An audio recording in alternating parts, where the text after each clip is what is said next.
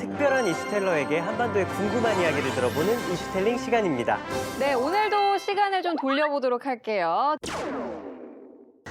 1953년 7월 27일 정전협정의 과정에 우리가 잘 모르는 숨겨진 이야기가 많다. 가장 큰 걸림돌이 있었어요.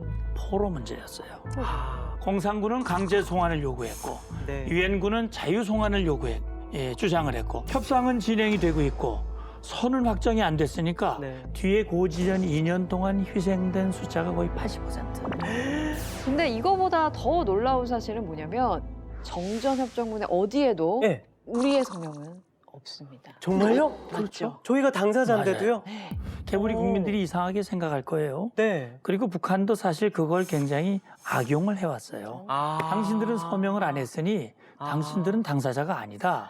그런 주장을 하기도 했었죠. 그런데 아. 배경을 좀 우리가 알 필요가 있어요. 네네. 사실은 6.25 전쟁이 북한의 남침으로 시작이 되고 그러면서 유엔군이 만들어졌잖아요. 그리고 유엔군 사령관이 메가더 장군이었죠. 네. 당시 우리 이승만 대통령은 우리 국군을 유엔군이 지휘해 주십시오라고 우리의 지휘권을 편지로 유엔군 사령관에게 위임을 했고 유엔군 사령관이 한국군에 대한 지휘권을 가지고 한국군을 지휘를 했어요. 아. 그러니까 한국군은 유엔군의 일원으로 싸운 거야. 그러네요. 그래서 결국은 유엔군이 한국을 포함한 유엔군 전체의 대표로 네. 서명을 한 것이고 공산 측에서는 중국과 북한이 아. 서명을 하게 된 거죠. 아, 그렇군요. 그러니까 얘기를 들어봐도 협정문에 우리가 직접 우리 이름을 서명하진 않았지만 우리도 정전협정에는 동의를 했다고 봐야 되는 건가요, 그러면? 사실은요.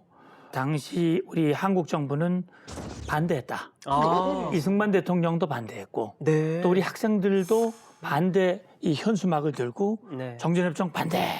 왜? 이렇게 정전이 돼버리면 결국은 분단이 고착이 되고 결국은 미국이 떠나게 될 것이다. 아. 왜냐하면 미국 내에서도 한국 전쟁에 대한 반전 여론이 굉장히 많아졌기 때문에 아. 빨리 철수하고 싶은 그런 마음이 많았죠. 네. 근데 이승만 대통령은 이렇게 미군의 철수 때문에 1949년에 미군이 철수하면서 전쟁이 일어났는데 네. 미군이 이렇게 그냥 철수해버리면 공산군은 반드시 재침을 한다. 맞습니다. 따라서 정전협정 체결하기 전에 우리와 동맹조약을 체결하자라는 조건을 얘기를 했지만 미국이 이걸 받아들이지 않았기 때문에 아, 네. 결국은 반대를 했던 것이죠. 그러네요. 아, 아니 진짜 진퇴양난이네요. 맞아요. 미군의 철수는 막아야 하고 그렇다고 희생을 감수하면서 전쟁을 계속할 수는 없고요. 결국 서로 입장이 첨예하게 차이가 난 거예요. 네. 그러니까 미국은 포로 문제를 서둘러서 이승만을 배제하고 포로 협정을 체결을 해버려요. 네. 그런데 이승만 대통령이 그걸 나중에 알게 되죠. 그러면서 이거 안 되겠다. 소위 말하는 극약 처방이라고 하는 걸 하는데 이건 약소국 대통령으로 할 수 있는 마지막 최후의 선택이에요. 네. 그런 거 우리가 요즘 벼랑 끝 외교라고 하는데 네. 네. 이승만 대통령은 반공포로 석방을 하게 됩니다. 네. 그러니까 정전 협상이 깨지게 될 위기에 있었던 거예요. 네. 그러니까 반공포로 석방 소식이 외신을 타고 퍼지면서 면도를 하던 처칠 영국 수상이 네. 그 소식을 듣고 깜짝 놀라가지고 이게 비했다는 그런 일화가 있고요. 아, 면도날에 면단날 비했고 윈스턴 처칠이. 당시 미국의 네. 아이젠하워 대통령은 큰일 났다. 아. 빨리 특사를 보내라. 그래서 당시 이 국무부의 동아태 리차드슨이라고 하는 차관보를 이승만에게 특사를 보내서 이 조율을 하게 되죠.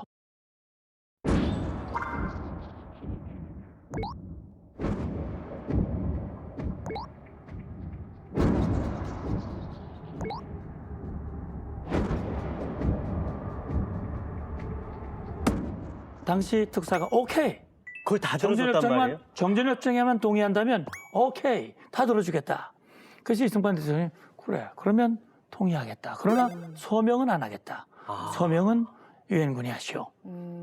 그렇게 해서 정전협정이 체결되고 일주일 후에 상호방위조약, 한미 상호방위조약이 가서명이 되면서 한미동맹이 출발하게 되는 겁니다. 아, 네. 정말 많은 우여곡절이 있었네요. 그 결과 어쨌든 결론적으로 정전협정이 체결이 된 셈인데 그리고 나서 70년이 흘렀거든요. 아직도 여전히 우리는 전쟁 중인 상태입니다. 그렇죠. 이 정전협정이라는 게 언제까지 유효하다고 보십니까? 궁금합니다. 네. 사실 이걸 아는 분들이 많지 않아요. 네. 정전협정 62항에 보면 네. 네. 이 정전협정은 정치적 수준에서 평화적으로 해결될 때까지 유효하다라고 돼 있습니다. 그럼 사실은- 무기한인 거네요, 사실. 기한이 따로 없는 거죠. 예. 이게 사실 정전협정이 체결된 것이 53년이니까 그때 당시 정전협정에 서명했던 분들도 예. 이 정전협정이 이렇게 70년 가까이 가리라고는 아마 아무도 상상을 못했을 거예요. 맞습니다. 그런데 이 정전협정이 결국은 평화협정이 체결이 안 됐기 때문에 1954년에 제네바에서 정치회의라는 게 열렸어요. 그래서 정전협정을 평화협정으로 바꾸기 위한 회의를 열었는데 그때 공산 측이 미군 나가라! 그래가지고 결국은 결렬이 돼버렸어요. 네.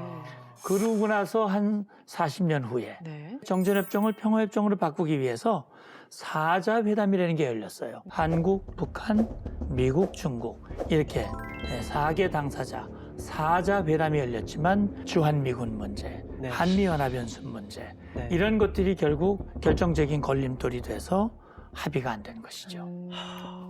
아니 그럼 센터장님, 평화협정이란 게 대체 뭔가요? 실체가 있는 건가요?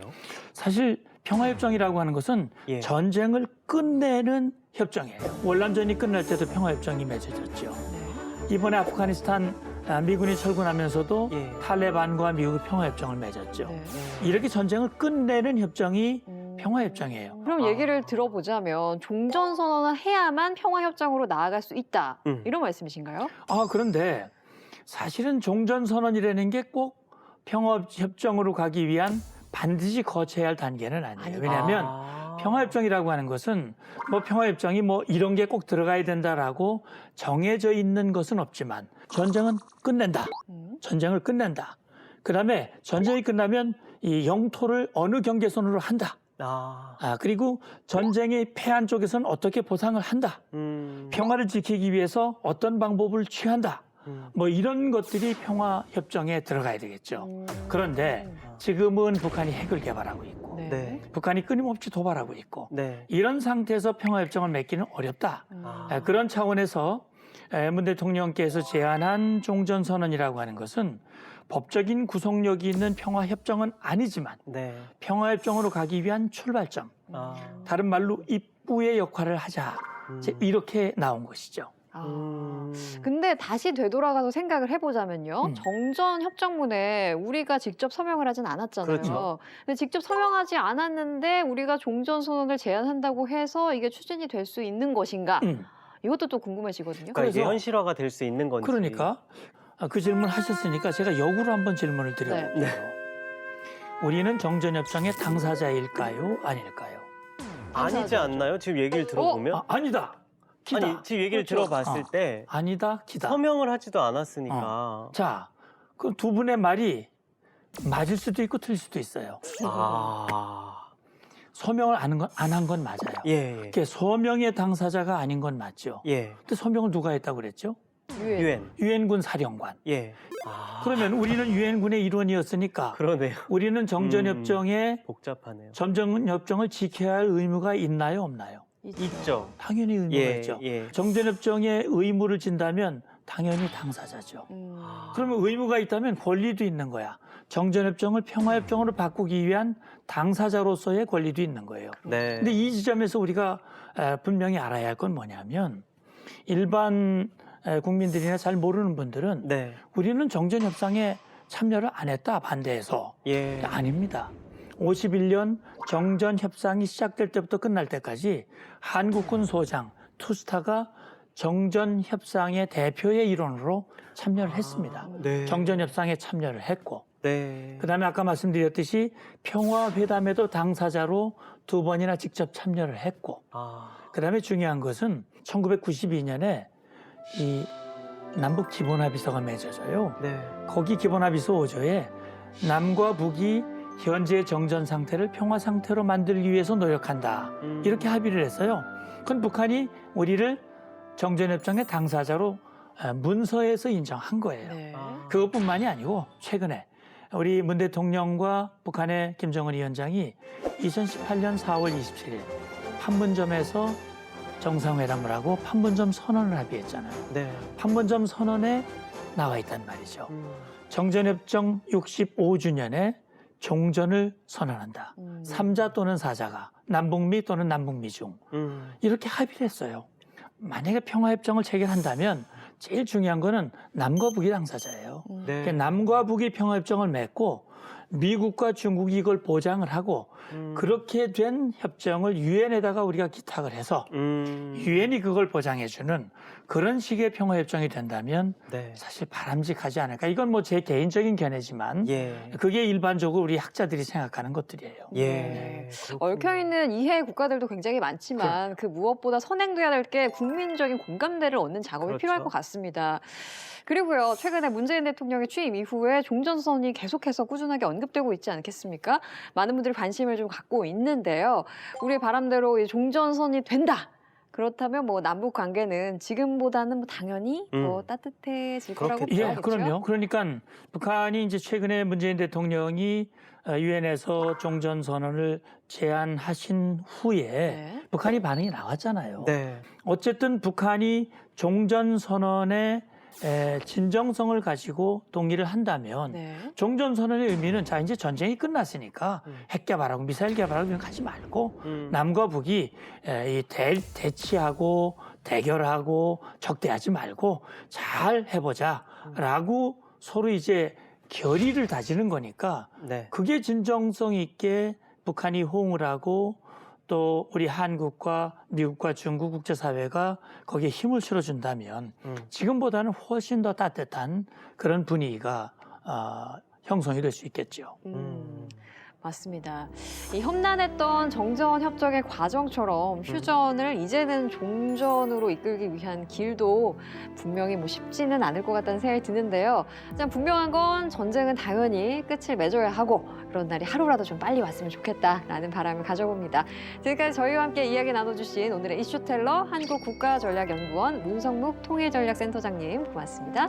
감사합니다. 감사합니다. 고맙습니다. 전직! 그럼 이제는 현역으로 다시 돌아온 느낌. 감사합니다. 와, 이거 최고의 극찬이십니다. 이성우 센터장님만 나오시면 저희가 다 진짜 귀 기울여 듣게 됩니다. 맞아, 그랬구나. 네.